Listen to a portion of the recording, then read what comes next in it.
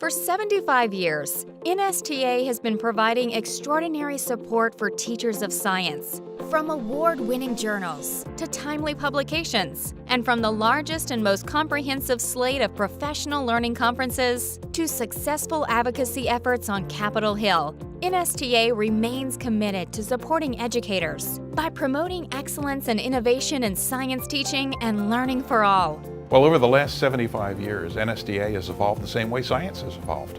Think about what we've gotten. Penicillin, antibiotics, our understanding of DNA, the cosmic background radiation that talked about the Big Bang, the transistor, and all the technology that comes from that we use every single day. Every scientist and every engineer who was involved in all of those was taught by a science teacher. So what's the change in the role of a science teacher over 75 years? That's the change in NSTA. It started with a few hundred people, and we reach a couple 100,000 science teachers every week. When I was a teacher, I didn't know much about NSTA. I taught first grade, and sometimes other subjects, when you're teaching everything, other subjects might come before science. And so my ultimate goal of being here has been to really push elementary teachers knowing about us, knowing about our content, about our opportunities, so that they can enhance their science teaching. I love the opportunity that we provide to people to meet the cross-section of industry and education, because without these connections, I think that people work in isolation, and we are providing a great network for people to tap into. I've seen NSTA members impacted by our conference by walking away with armfuls of material and armed with ideas to take back to their classroom to engage their students more effectively and provide more exciting opportunities at their schools.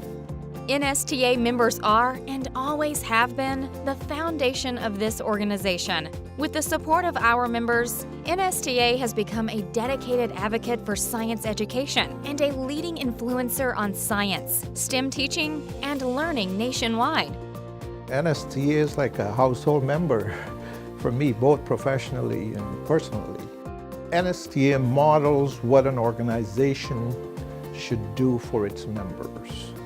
It transforms new teachers, veteran teachers, all stakeholders, administration, supervisors, to the point of supporting them irrespective they've adopted standards, next gen or state standards, but it's very transformative in terms of supporting all stakeholders around science education. I've been an NSTA member for about 10 years now, and really the opportunity presented itself in grad school as a way to kind of interact with other teachers and other folks interested in the same kind of stuff that I'm interested in. I started working for NSTA 28 years ago. I know that we here at NSTA, all of the staff, we are determined to put out a good product, to have the backs of our science teachers. That's why we're here.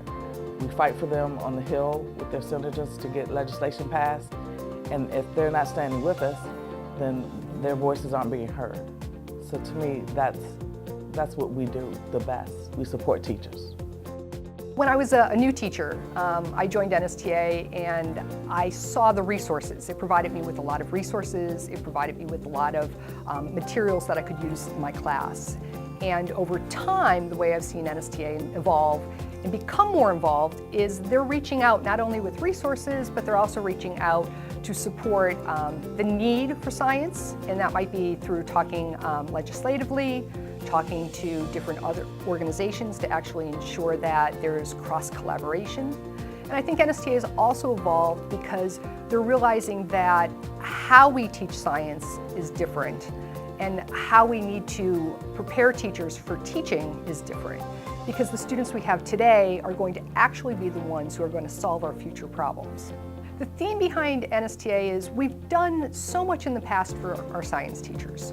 We've done so much for science education in general, and now we're looking forward to the future. So it's incorporating the past and knowing what our science teachers needed then, and also looking towards the future to know what we need to actually help them with in the future for their students, for science, for society, for everything.